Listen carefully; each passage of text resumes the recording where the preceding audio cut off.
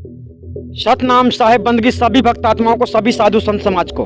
आज हम आपके इतने गहरे सवाल का अर्थ बताने जा रहे हैं जिसे आपको गहराई से समझना है।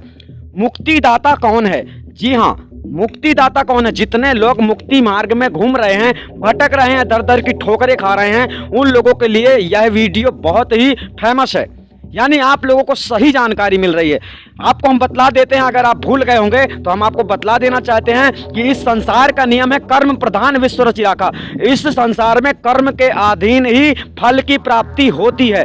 ठीक है, तो पहला है सदगुरु का संविधान, जिस संविधान में चलकर मनुष्य मुक्ति को प्राप्त कर सकता है। ठीक है, दूसरी बात क्या है? दूसरी बात है सार शब्द भेद एवं दूसरा भेद।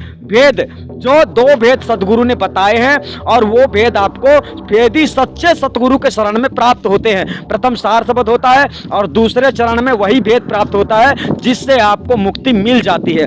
तीसरा भेद क्या है जो आपको मुक्ति दिलाने में सहयोग करता है? तीसरा है आपका मन।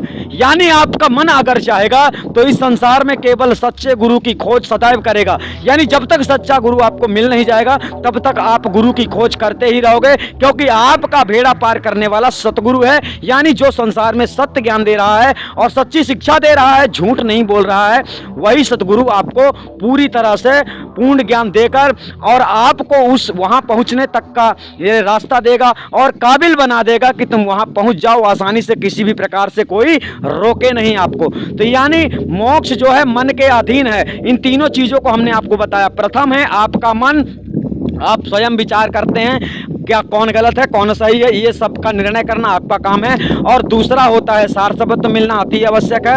और तीसरा होता है जो हमने आपको बताया सदगुरु का संविधान।